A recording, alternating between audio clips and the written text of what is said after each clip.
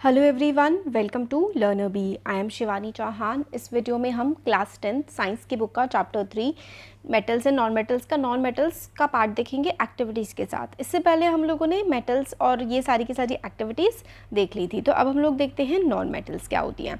तो previous class में हम लोगों ने ये भी जान लिया था कि मेटल्स तो काफ़ी सारी होती हैं, पर जो नॉन मेटल्स होती हैं ना वो काफ़ी कम होती हैं। कुछ एग्जाम्पल्स हैं नॉन मेटल के, जैसे कि कार्बन हो गया, सल्फर, ये आप लोगों को याद रखने हैं। Carbon, sulphur, iodine, oxygen, hydrogen, ये नॉन मेटल्स के एग्जाम्पल हैं।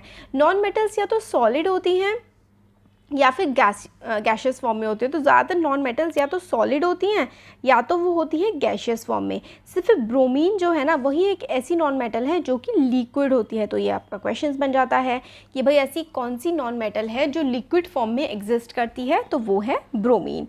तो नॉन मेटल और मेटल्स की प्रॉपर्टी काफ़ी डिफरेंट होती हैं, वो हम देखने वाले हैं। तो कार्बन जो कि एक नॉन मेटल है, या फिर सल्फर, आयोडीन नॉन मेटल है, इनकी प्रॉपर्टीज़ हम लोग को देखनी है। तो ये टेबल 3.1 में मैंने फिल की हुई है कि कार्बन का सिंबल होता है C, सल्फर का सिंबल होता है S, आयोडीन होता है I, और ये सरफेस कैसा होता है इन सबका सरफेस रफ होता है। बट एक आयोडीन ही ऐसा है नॉन मेटल जिसका सरफेस शाइनी होता है। तो ये भी एक छोटा सा एक्सेप्शन हो गया कि आयोडीन है तो नॉन मेटल, बट मेटल की तरह इसका सरफेस शाइनी होता है। हार्डनेस इन सब की क्या होती है? मॉडरेट। मतलब जैसे कार्बन तो थोड़ा बहुत मॉडरेटली हार्ड होता है, बट सल्फर और आयोडीन तो काफ़ी सॉफ्ट होते हैं, ये हार्ड नहीं होते हैं। ये मेलिएबल होते हैं क्या तीनों के तीनों? नहीं, कोई सा भी मेलिएबल नहीं होता। इनमें से कोई भी डक्टाइल नहीं होता। कार्बन, सल्फर, आयोडीन मतलब non metals are non malleable and non ductile. तो ये तो प्रॉपर्टीज़ मेटल की है कि मेटल्स मेलिएबल और डक्टाइल होते हैं और मेटल्स कंडक्ट इलेक्ट्रिसिटी करते हैं, बट नॉन मेटल्स ऐसा कुछ भी नहीं करते। नॉन मेटल्स सोनोरस भी नहीं होते। कार्बन में से कोई आप उसको बीट करोगे तो आवाज़ भी नहीं आएगी।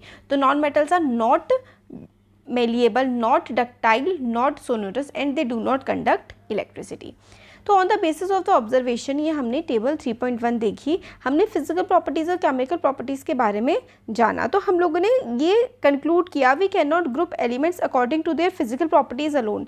काफ़ी सारे एक्सेप्शंस भी होते हैं, बट हम मेटल्स को या फिर नॉन मेटल्स को या फिर किसी भी एलिमेंट को या सिर्फ ये नहीं कह सकते कि अच्छा ये लिक्विड है तो ये मेटल होगा या ये नॉन मेटल होगा, क्योंकि काफ़ी सारे एक्सेप्शंस भी होते हैं। जैसे कि सारे के सारे जो मेटल्स होते हैं मरकरी के अलावा are solids at room temperature. मतलब मरकरी के अलावा जितने भी मेटल्स होते हैं वो रूम टेम्परेचर पे सॉलिड होते हैं, यानी कि मरकरी रूम टेम्परेचर पे क्या होता है? Mercury is liquid at room temperature. तो मरकरी लिक्विड होता है रूम टेम्परेचर पे।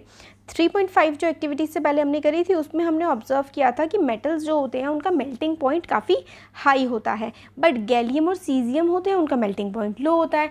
तो ज़्यादातर मेटल्स का जो मेल्टिंग पॉइंट है वो काफ़ी हाई होता है, मतलब जल्दी से पिघलती नहीं है मेटल्स, बट हम वहीं देखें कि गैलियम और सीजियम एकदम पिघल जाती हैं। तो ये जो मेटल्स होती हैं अगर आप हाथ में रखेंगे तो ही पिघल जाएंगी। आयोडीन नॉन मेटल है बट फिर भी वो लश्यरस है, फिर भी चमकती है। कार्बन नॉन मेटल है बट वो काफ़ी सारी फॉर्म्स में एग्जिस्ट कर सकता है। इसके काफ़ी सारे एलोट्रॉप्स होते हैं। अब एलोट्रॉप्स ऑफ कार्बन के बारे में 4th चैप्टर में पढ़ेंगे, कार्बन एंड इट्स एलोट्रॉप्स।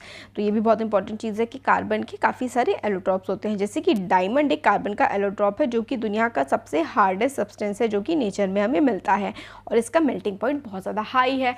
अब हमें तो ये पता था कि भाई मेटल्स का मेल्टिंग पॉइंट हाई होता है, बट कार्बन नॉन मेटल है और इसका एलोट्रॉप डायमंड, मतलब काफ़ी सारे कार्बन से मिक्स करके डायमंड बनता है और उसका मेल्टिंग पॉइंट बहुत ज़्यादा हाई है।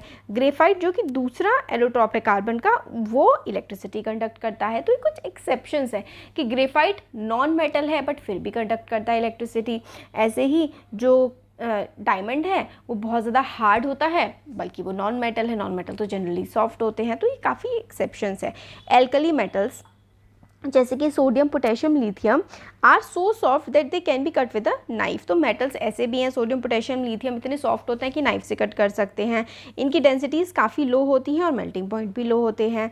और elements can be more clearly classified as metal and non metal on the basis of the chemical properties. तो फिजिकल प्रॉपर्टीज़ के बेसिस पे हम लोग इतना अच्छे से क्लासीफाई इनको नहीं कर सकते हैं मेटल नॉन मेटल को। तो हमें इसके लिए क्या चाहिए होती हैं? इनकी केमिकल प्रॉपर्टीज़ भी चाहिए होती हैं। तो एक्टिविटी 3.8 में हम लोगों को बताया गया है कि हमें एक मैग्नीशियम रिबन लेना है और साथ में सल्फ़र पाउडर लेना है। तो क्या लेना है, एक तो मैग्नीशियम रिबन लेना है और हमें सल्फ़र का पाउडर भी लेना है। बर्न द मैग्नीशियम रिबन, अब ये जो हमने मैग्नीशियम रिबन लिया था इसको हमें बर्न कर देना है। Collect the ashes formed and dissolve them in water, तो मैग्नीशियम रिबन को आप लोगों को जला देना है और फिर जो ऐश यानी कि जो राख बची है उसको आपको पानी में डिज़ोल्व कर देना है।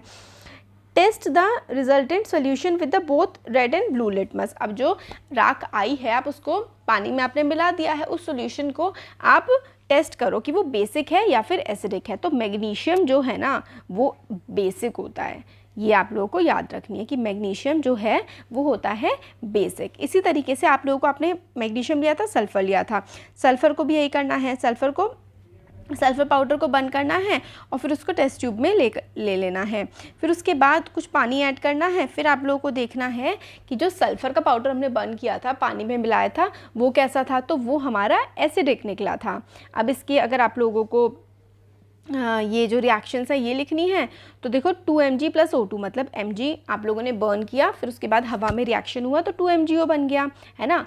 आपने मैग्नीशियम को हवा में बंद किया, हवा में जलाया तो वो 2 MgO बन गया। फिर उसके बाद जो MgO बना था इसको आपने वाटर के साथ रिएक्ट करवाया, तो वाटर के साथ रिएक्ट करने के बाद MgO2 बन गया, है ना। तो ये मैग्नीशियम वाली रिएक्शन हो गई, MgO2 का होल ट्वाइस। तो ये जो वाली रिएक्शन थी ये हमारी बनी थी बेसिक। फिर उसके बाद सल्फ़र को आपने रिएक्ट करवाया था ऑक्सीजन में तो SO2 बन गया था। फिर सल्फ़र को वाटर से रिएक्ट कराया तो H2SO4 बन गया जो कि एसिडिक होता है। ये वाली चीज़ हमारी आ गई। तो एक्टिविटी 3.8 ये हो गई।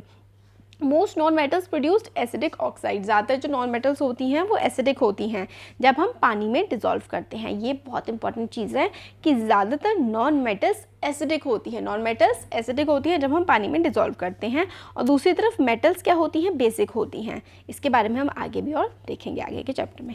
तो इस वीडियो में हमने नॉन मेटल्स के बारे में देखा। Thank you.